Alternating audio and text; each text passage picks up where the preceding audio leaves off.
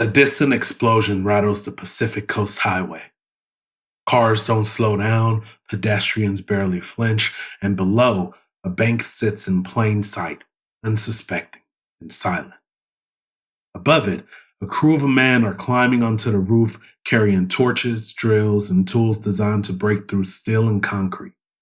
They move with precision, like shadowy dancers rehearsing a deadly ballet. And inside, 458 safe deposit boxes await. Jewelry, cash, stocks, family secrets. And in a few hours, nearly $8 million will vanish. The vault will look like a war zone. Sandbags shredded, concrete splintered, debris piled shoulder high. And no one will know how it happened. This is Cashed Out, and I'm your host, Michael Dwyer.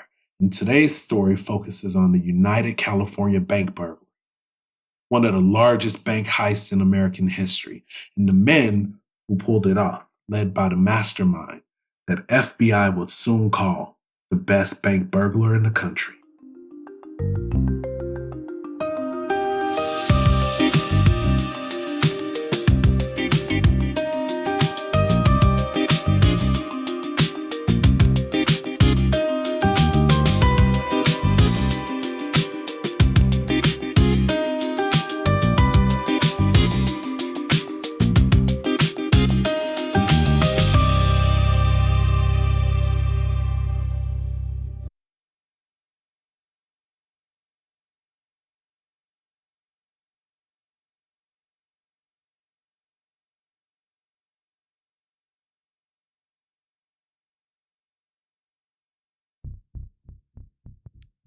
Emil Dencio was not a man who left things to chance.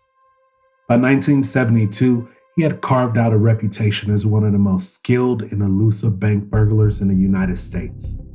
Law enforcement in Ohio knew his name well, whispered with a mix of admiration and exasperation. Dencio wasn't flashy. He didn't leave behind the telltale signs of careless thieves. He planned every operation with the precision that made the FBI nervous even before he set foot in a bank. Explosives, drills, torches, custom tools, everything had a purpose. Every contingency was anticipated. But even the best mastermind needs a crew. And Dencio's was no ordinary collection of criminals. His operation was a family affair, centered on people he could trust implicitly. Leading this group was Dencio himself, a man who combined technical brilliance with streetwise cunning, the kind of calculated calm that made him seem untouchable. Born and raised in Youngstown, Ohio, he had learned early that a successful burglary required more than guts. It demanded intelligence, patience, and an understanding of human behavior that went beyond intuition.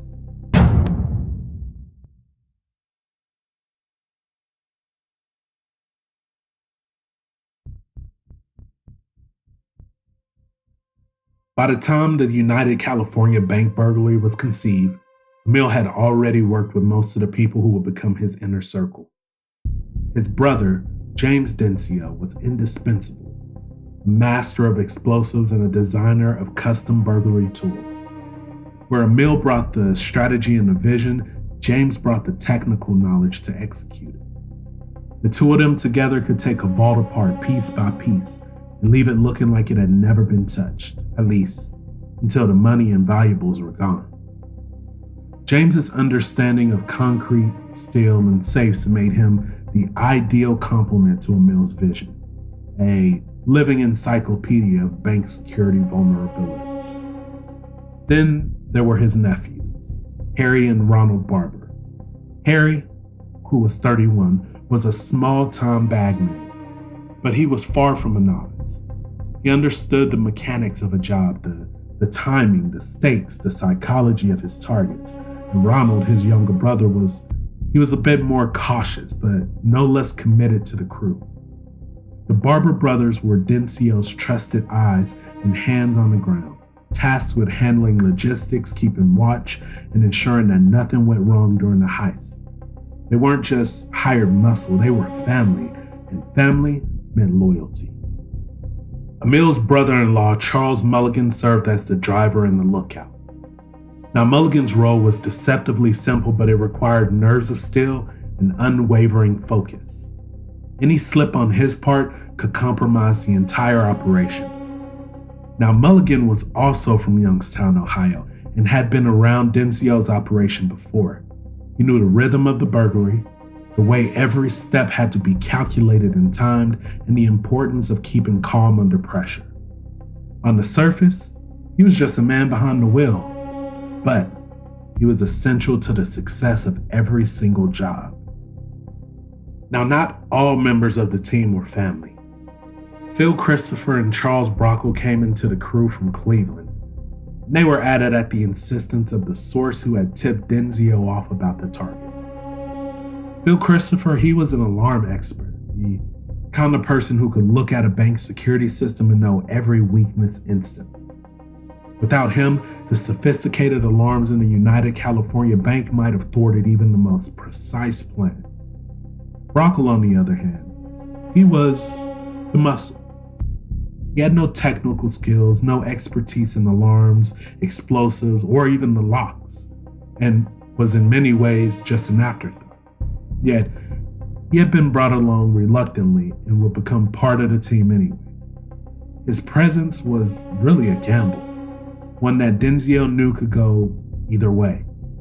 But he had no choice if he wanted the tip confirmed and the job made possible. Together, this group was an unusual blend of talents. We had the brains, the explosive expert, the muscle, the surveillance and lookout personnel, and the alarm specialist. Each person had a clear role, yet they all shared a deep trust in the others. A trust forged through years of small crimes, rehearsals, and in some cases, blood. It was a team assembled not just for their skill, but for their loyalty and reliability. For a heist of this magnitude, this kind of cohesion was as crucial as the tools that they carried.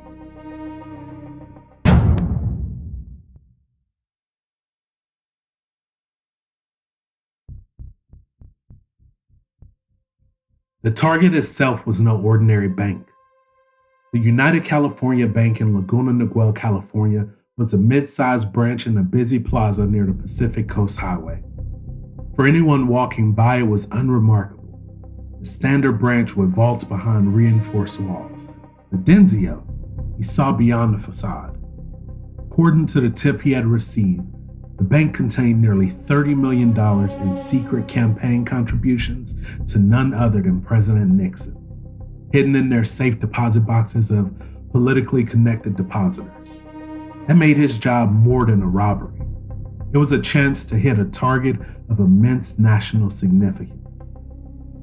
The preparation for the job was meticulous. Denzio and his crew studied the building at every angle, measuring the concrete roof, calculating the load-bearing supports, and noting every possible point of entry. They had maps drawn, timetables were plotted, tools were tested, torches were sharpened, their drills were inspected, even explosives were carefully considered. Each charge calculated to breach the vault without drawing unnecessary attention. Nothing was left to chance.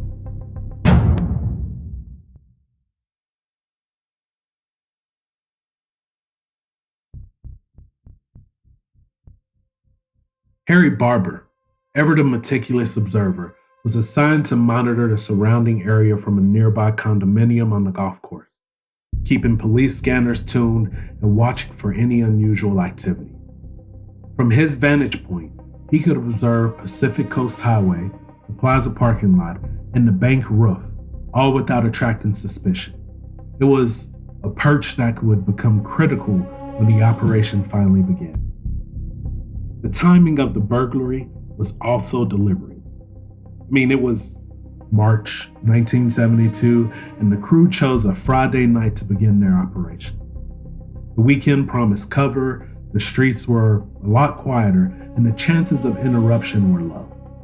They had the tools, the training, and the experience. What remained was simply to execute the plan.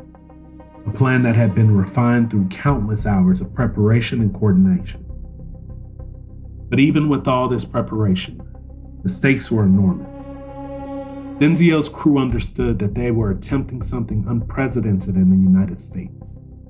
Breaking into a vault, bypassing alarms, and accessing hundreds of safe deposit boxes without detection was risky on a level most criminals never considered. One mistake, just one, could result in immediate arrest, or worse, violent confrontation. But the payoff? Well, the potential to walk away with millions made that risk acceptable. Now, the personalities in the crew added texture to the operation. Emil Denzio, he was calm, calculating, and confident. He was like the linchpin of the group. James Denzio, on the other hand, he was methodical and technically brilliant. He was the enabler of Emil's vision. Harry Barber, he brought charisma and street smarts. Ronald Barber offered support and caution. Charles Mulligan combined vigilance with loyalty. Phil Christopher, he contributed critical technical expertise. And even Charles Brockle, who was the afterthought, despite his relative lack of skill, played a part. He added brute force when necessary and unwittingly provided leverage for law enforcement later. Together they formed a crew that balanced ingenuity with experience. They had rehearsed their roles, checked and double-checked every tool, and imagined every scenario. Every sledgehammer, every drill bit, every bag of explosives was accounted for. Every contingency was planned for, and by the time March 24th arrived, the crew was ready, not just to rob a bank, but to perform a feat of precision and audacity that would etch their names into criminal history. It was the combination of skill, preparation, and cohesion that made the United California Bank's burglary possible. Alone, any of those men might have failed, but together, under Emil Denzio's leadership, they had the expertise, the trust, and the ambition to attempt a job of a staggering scale. And as they loaded their tools, checked their positions, and prepared to climb onto the roof, they had no way of knowing that this single act would set in motion a chain of events that would draw in the FBI, challenge their wits, and make history as one of the largest burglaries in the U.S.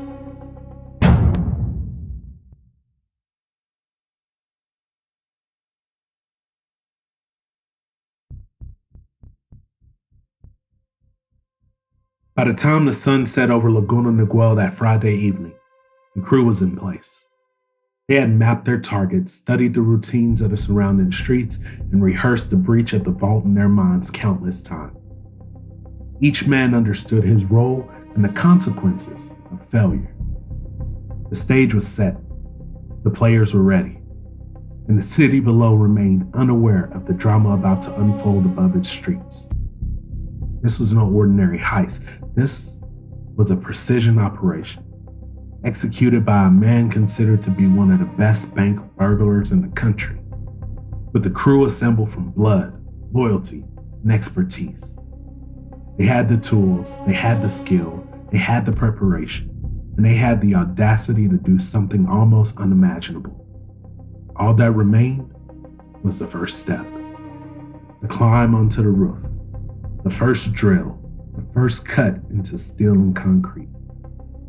And in those final hours before the burglary, the crew waited with a mix of anticipation and calm, knowing that history was about to be written, not just in cash and valuables, but in the audacity and brilliance of one man and his carefully chosen crew of criminals. Night fell quietly over Laguna Niguel on Friday, March 24th, 1972.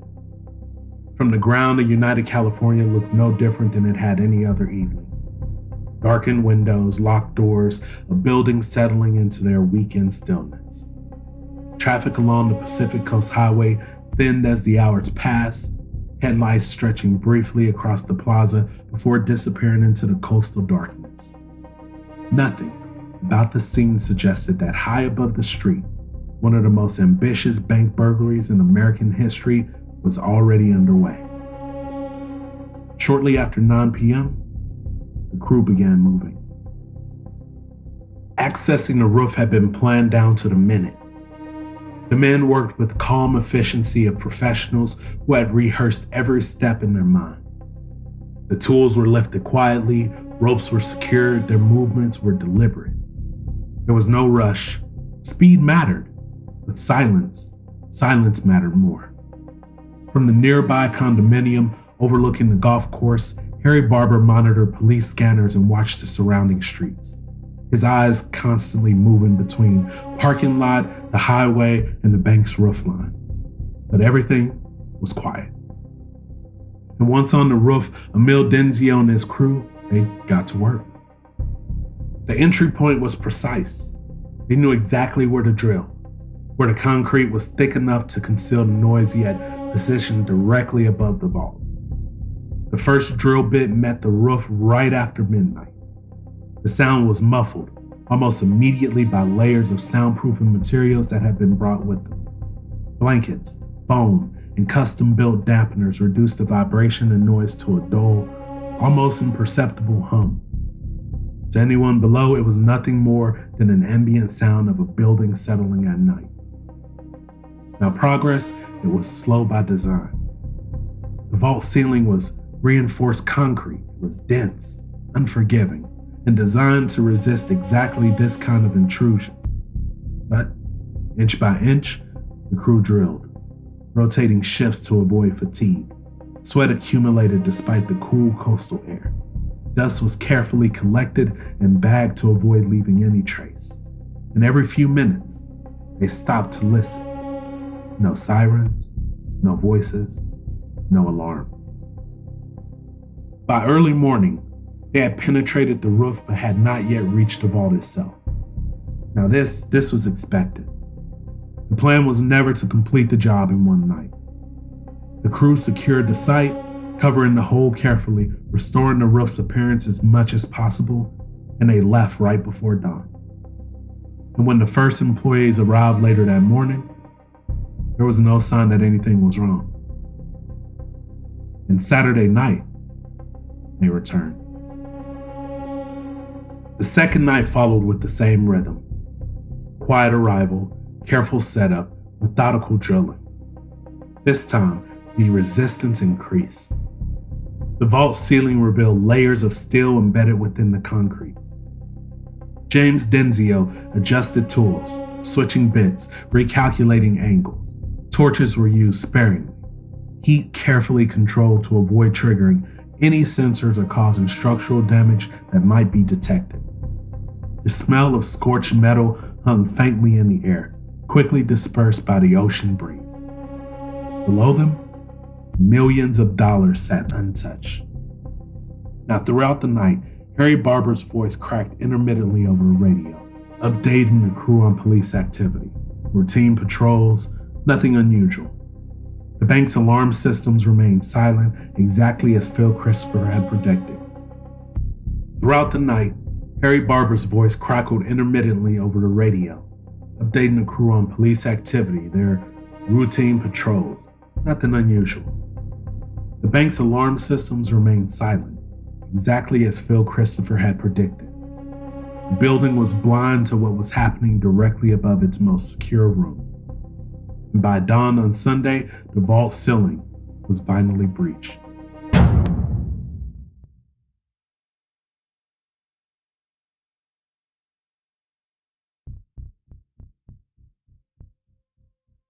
The opening was just large enough for a man to pass through, and carefully, one by one, members of the crew lowered themselves into the vault chamber.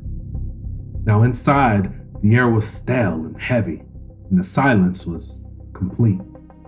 There were rows and rows of safe deposit boxes that lined the wall, stretching further than the flashlight beams could immediately reveal. This was the heart of the bank, the place that customers trusted most, and it was now utterly defenseless. But they didn't rush. The crew worked systematically, prying open boxes, examining the contents, sorting quickly but carefully. Cash was stacked and bagged, jewelry, documents, and valuables were assessed and either taken or left behind based on their instruction. They were selective, they were disciplined. This wasn't some smash and grab, it was controlled extraction. And as the hours passed, the scale of the haul became clearer. Bundles of cash filled duffel bags faster than expected. Some safe deposit boxes contained nothing of interest, others held astonishing sums. The crew exchanged glances, but they kept working. There would be time later to absorb what they were accomplishing. But for now, focus mattered more than celebration. And by Sunday afternoon, their exhaustion was setting in. They had been operating in shifts for nearly 2 full days, surviving on adrenaline, caffeine, and discipline. Still, no one suggested stopping early. This was the most vulnerable phase. They were inside the vault, with evidence accumulating by the minute. Every sound felt amplified, every movement was deliberate. And by late Sunday night, they began preparing to leave. The vault was resealed as best as possible. The hole was concealed, their tools were packed, the surfaces were wiped down, and they exited the same way they had entered, up through the roof, then away under the cover of darkness. And by early Monday morning, the bank once again appeared untouched. But the job wasn't over. See, Monday night marked the final return. This time, the objective was clear. Finish clearing the remaining boxes and get out for good. The crew knew they were pushing their lucks. 3 nights on the same roof increased their risk exponentially. Patrol patterns could change, a curious passerby could notice something. A single mistake could unravel everything. Still, the plan demanded completion. So inside the vault, they worked faster now, urgency creeping into their movements. Their bags grew heavier. The take was already enormous, but no one wanted to leave anything behind that might later be traced, or worse, alert someone to the scale of what had just been stolen. And shortly before dawn on Tuesday, March 28th, the crew made their final exit. They descended from the roof for the last time, loading tools and bags into vehicles with practiced efficiency. Still, no alarm sounded, no police appeared. The United California Bank slept through its own violation. And by the time employees arrived later that morning, the burglars were already miles away. The discovery, when it came, would shock the nation. But at that moment, the escape was all that mattered. The crew split up according to the plan, traveling separately, avoiding main highways, sticking to predetermined routes. The money and valuables were divided and concealed. Vehicles were abandoned or cleaned. Clothing was destroyed. Nothing was left to chance. Mil Denzio remained calm throughout, issuing instructions, monitoring the final stages of the escape. He knew that surviving the robbery wasn't enough. You had to survive the days that followed. Loose talk, careless movements, or sudden spending could undo everything. And by midday Tuesday, the crew was gone. Behind them, the California Bank stood intact from the outside, its doors opening as usual, its employees unaware that nearly $30 million had vanished from within. There was no shattered glass, no broken locks, and no sign of forced entry at street level. Just a hole in the roof, hidden in plain sight. The robbery had taken nearly 3 full days to complete, a feat of patience and precision unlike anything seen before. It wasn't loud, it wasn't fast, it was surgical, and it worked. For the men who carried it out, the escape was almost anticlimactic. A quiet dispersal after a job executed exactly as planned. They had entered unnoticed, taken what they came for, and disappeared without a trace. At least, for now. Because while the robbery itself was over, the consequences were only beginning. Silence that had protected them during those long nights would soon be replaced by questions, investigations, and scrutiny unlike anything they had faced before.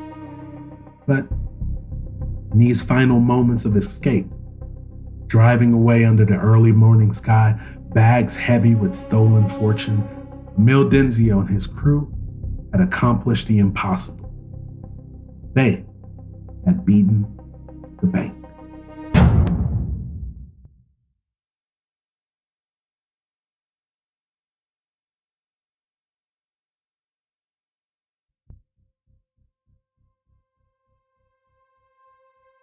For employees, that morning began like any other day at the United California Bank. The employees arrived, they unlocked doors, and they started their day. But when the branch manager tried to open the vault, the combination worked, yet the lock refused to yield. That's when panic set in. They called a locksmith, and when he arrived, he tried, but even he couldn't open the vault. Something had gone horribly wrong. Inside the vault, when they finally got it open, it looked like a war zone. There were sandbags shredded, there was concrete pulverized, there were steel rods twisted. Hundreds of safe deposit boxes lay crushed and pried open, their contents dumped across the floor. There was jewelry, cash, stocks, bonds, personal mementos, all scattered in chaotic piles. In some places, the debris was shoulder high.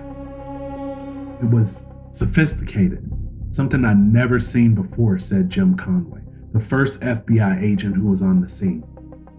Conway, he was a career agent living in Fullerton and only months from retirement when this case fell into his lap. He felt the gravity of the crime with every careful step over the piles of the personal effects. When the news broke, the bank descended into chaos. Customers arrived to see what they had lost. One woman asked about papers from her divorce. Well, 7 divorces. Another man inquired about his false teeth.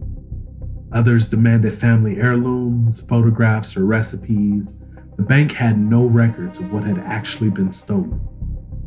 The vault was designed to simply store private items, not track them. Initial reports from the FBI drastically understated the theft. An FBI spokesperson told the press that only about $50,000 had been taken. And in reality, the haul exceeded $8 million, making it more than twice the size of the 1950s bank robbery. Agents and bank employees sifted through debris like archaeologists, finding a silver urn containing human ashes that briefly sparked panic. Incredibly, there were piles of cash, $10,000, $15,000, $20,000, that had been left behind, a testament to the overflowing scale of the operation. The burglary's sophistication immediately became clear to the FBI. Drills, torches, sledgehammers, explosives, electronic arms expertise all had to be employed. The number of burglars involved suggested careful coordination. Conway and his team attempted conventional investigative tactics, visiting industrial supply stores and questioning the locals, but progress was slow. Nationwide FBI bulletins returned no leads. Burglars? They were ghosts. The FBI increased manpower dramatically. Within days, 8 agents became 125, with Paul Chamberlain leading the Los Angeles contingent. Agents scoured hotel records, airline manifests, and phone records. They learned that Emil Denzio, the mastermind, and 4 accomplices had flown from Cleveland to Los Angeles 9 days before the burglary. This would be the thread that gradually unraveled the case. Early Dawson, a retired Marine and friend to some of the burglars, became the turning point. Agent Frank Calley convinced him to cooperate, leveraging their shared military background. Dawson's testimony identified Charlie Mulligan and other crew members. The FBI gained enough evidence for search warrants, which eventually led to the first arrest in June 1972.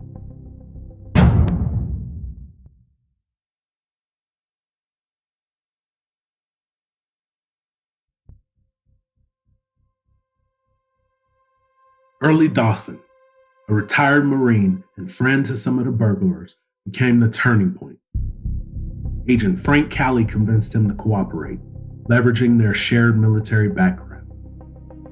Dawson's testimony identified Charlie Mulligan and other crew members. The FBI gained enough evidence for search warrants, which eventually led to their first arrest in June 1972. Emil Denzio, the mastermind, was captured on June 27th in Youngstown, Ohio. Phil Christopher, the alarm expert, was arrested in his home in Cleveland, pajamas still on, carrying stolen cash from both Laguna Niguel and the Lordstown burglaries. Charlie Brockle, originally brought along as the Muscle, turned government witness and entered the Witness Protection Program, helping the FBI confirm the roles of James Denzio, Ronnie Barber, Mulligan, and others. Trials began, revealing the full scope of the heist. The Denzios received lengthy prison sentences. Emil Denzio, Charlie Mulligan, and Phil Christopher each received 20 years. James Denzio and Ronnie Barber were sentenced to 15 years apiece. Brockle, who is now a cooperating witness, escaped any jail time. The court proceedings highlighted the burglars' meticulous planning, their roof entry, their use of torches and drills, and their careful avoidance of law enforcement patrol.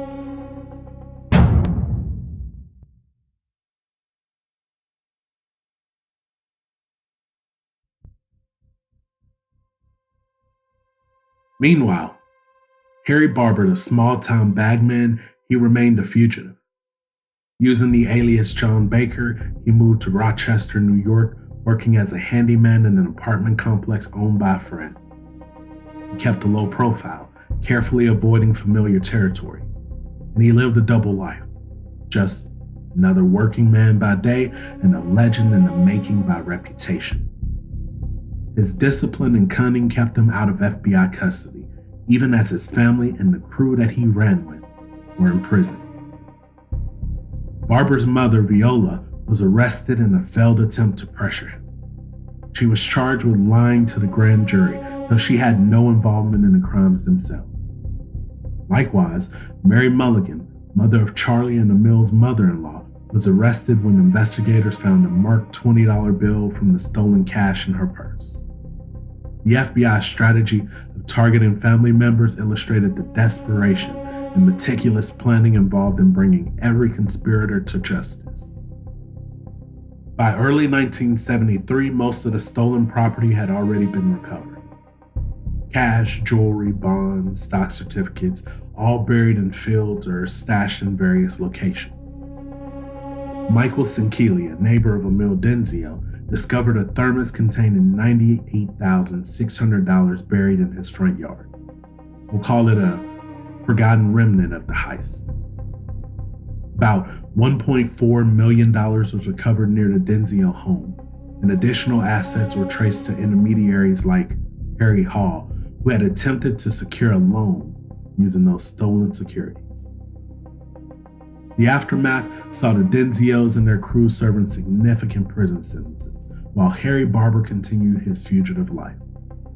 Using his new identification, he traveled cautiously across the country, eventually settling in Brookville, Pennsylvania. There, he reinvented himself as John Baker, living quietly, working as a handyman, and slowly integrating into the community. He was careful not to reveal his true identity, though his legend quietly grew among law enforcement and locals alike.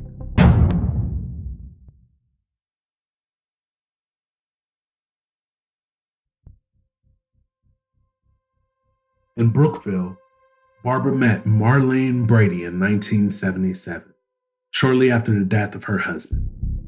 He introduced himself as John Baker, and over time, he built a life that bore no resemblance to his days as a fugitive.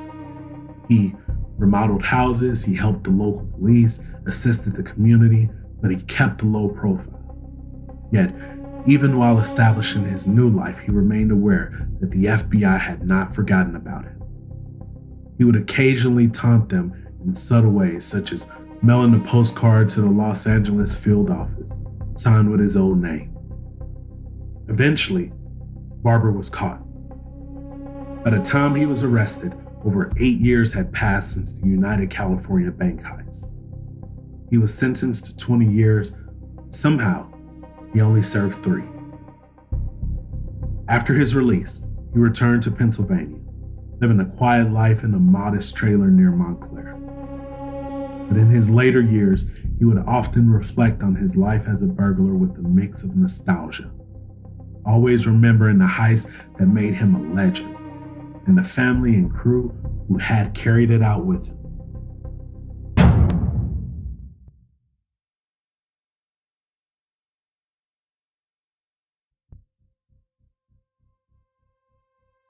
The United California Bank Burglary remains a landmark in American criminal history. A meticulously planned, executed, and at first, almost unsolvable heist. Its aftermath demonstrated the FBI's investigative methods, the power of human intelligence, and some witness cooperation, and the long shadow left by one man who evaded justice longer than any of his co-workers. Emil Denzio, James Denzio, Ronnie Barber, Phil Christopher, Charlie Mulligan, they all served time. Their stories cemented in criminal history. Harry Barber, the small-time bagman who became John Baker, survived as the one fugitive who managed to live freely, reintegrate into society, and even find love, proving that sometimes the greatest escapes are not from the vault, but from the life you leave behind. That's today's story on Cashed Out. If you enjoyed this episode, follow the show and leave us a review. It really does help these stories reach more listeners. If there's a case you want covered or a story you want to tell, you can reach out to us at cashedout.truecrimepodcast@gmail.com. New episodes drop every Monday. Until next time, stay vigilant, protect your money, and remember, some thieves leave chaos, some leave questions, and some leave millions in bushes.